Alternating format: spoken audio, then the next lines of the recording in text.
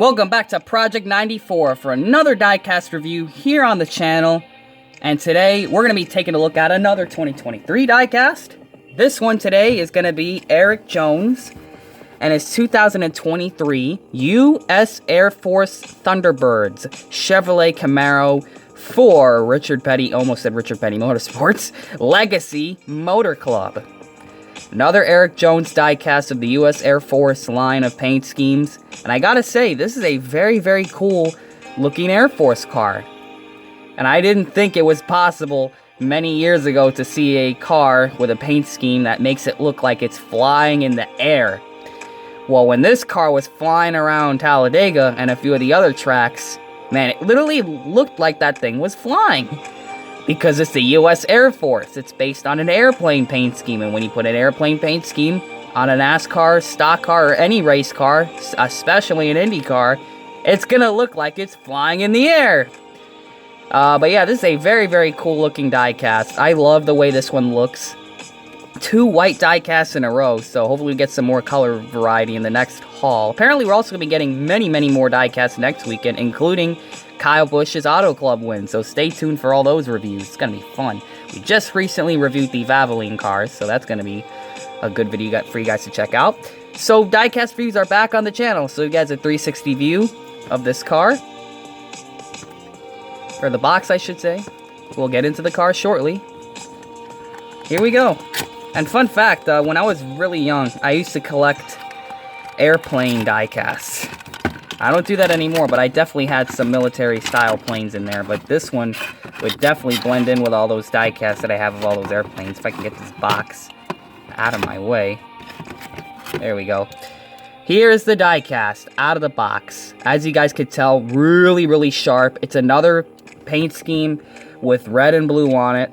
Although you could say the red on this car is almost like a red-orange, but it still kind of looks dark to me. I know the camera's making it look like a full-on red color, but in real life, it's definitely got a slight bright orange tint to it. But I gotta say, this diecast out of the box, it's leaving good impressions. The colors are sharp, the stripes are sharp. It just looks like a super jagged edge like paint scheme. And what I like about it is like the front's all pointy looking, but when you look at the back, you got some stars and like round swoop shapes on it, which looks really, really cool. Almost looks like a wing. It makes it look like a wing, which is really nice to look at. And of course the stars on there, the cursive font for Thunderbirds. Like there's so many cool little details on this diecast. So you definitely don't want to miss this review. So be sure to watch it in its entirety. On the front of this thing, you got number 43, Legacy Motor Club. Of course, you got the Chevrolet Camaro front end on that thing. Of course, you have Z01 Z01, very tiny. And of course, the U.S. Air Force symbol with the hood vents. So thankfully, the hood vents don't interfere with the hood logo. It's just on top of the stripes, but it's not bad. Of course, looking at it from the front, it's going to be really sharp. Just the whole red in the front of that thing. Of course, you got Jones Chevrolet. He will be back with Toyota next year. Really excited about that. Can't wait. Got Sunoco, Goodyear in yellow with the yellow Goodyear wheels with the gray rims. Of course, you got NASCAR Cup Series, which looks a little bit warped. This is why I always say make sure you know what you're doing when you're putting the decals in the diecast. I always say that because then you get weird looking diecast. Of course, you got the 75th anniversary logo for NASCAR. You got number 43. And what's funny about the 43 is it's not metallic on here. It's just the gloss. Would have been nice if they did the full-on metallic. Speaking of, there's really not a lot of gold metallic on this car, which for the Legacy Motor Club cars, that's honestly a little bit weird because they go putting metallic on everything, and then for certain cars, they just don't put it on there. Of course, you got Erik Jones with his little state flag. Kind of too small for me to tell what that is, but it's got Erik Jones with the little flag. Got the Air Force. You got, what does that say, USAF. Got the Legacy Motor Club logo, which is, once again, something that's usually metallic. Of course, you got the another little symbol, a little bird, Thunderbird symbol right there. Club Wyndham, you have Safety Clean, Mac Tools, SEM, and another logo that I cannot even read that's next to it because it is too small for my eyes. And of course, you're going to have Allegiant STP on this thing. Can't have a 43 car without the STP logo, can we? No. You got Thunderbirds in the almost cursive looking font, but it's a pretty nice looking font. US Air Force underneath. And what's funny, when you look at it, the Thunderbirds logo on this side, you could see it, but on this side, Thunderbird is literally up on the hip of this car, so that looks a bit off. Just classic decal quality, I guess.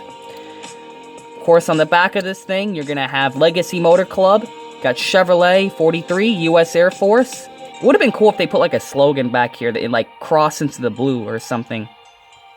Because I remember the original US Air Force Monster Jam truck, which is another cool diecast to get. That thing had crossed into the blue on it, so that would have been cool to have on one of these. Or aim high or some slogan instead of just putting the generic US Air Force. Still cool though. You got Camaro in black with the ZL1. Nothing on the deck lid except the stripes.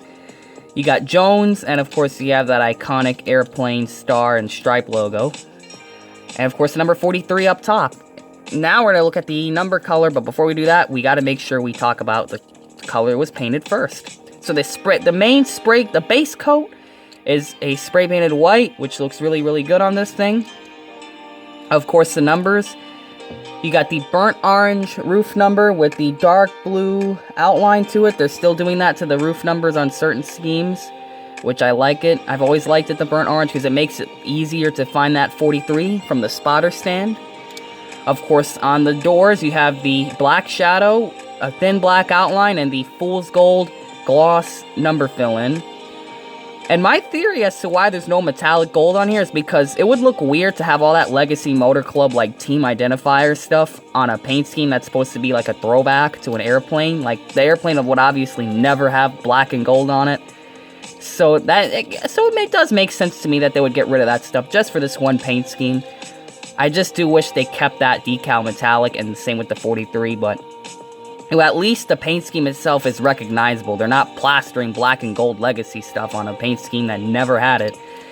So I could appreciate that for keeping it authentic to the way that plane was. And now the paint scheme. We're going to finally review the shapes and stuff that make up this beautiful paint scheme.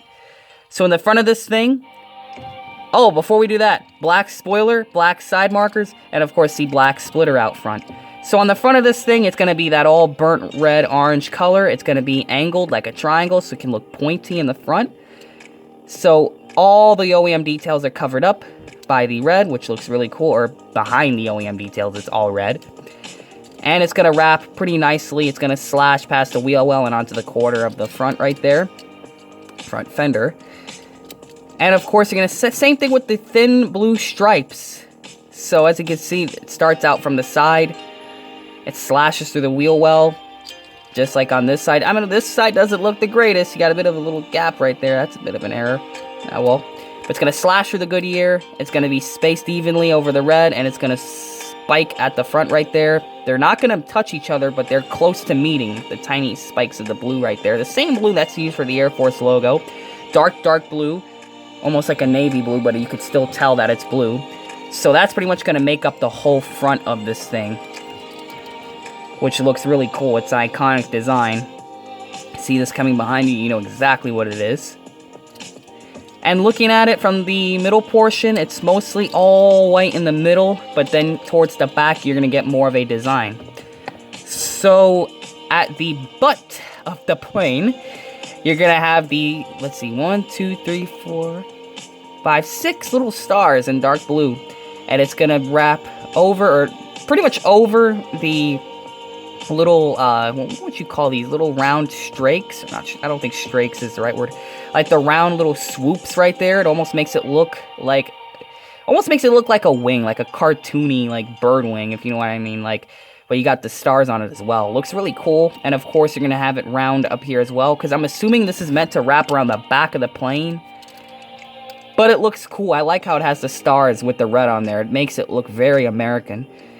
Very Americana inspired. Of course, it's going to wrap around the hips, or the rear quarter of the hips of the butt of the car. And then, of course, you're going to have the 2 dark blue stripes right there. It's going to be evenly spaced between here and here. And, of course, it's going to be all white in the middle. And, of course, the back, you're going to have the stripes stop at the first bit of the tail light. and then it's going to be all white in the middle right there. But that's pretty much the scheme. Not really much else going on with it. Of course, the black roof rails, the biofuel logo, the dark gray rims, pretty much your basic stuff.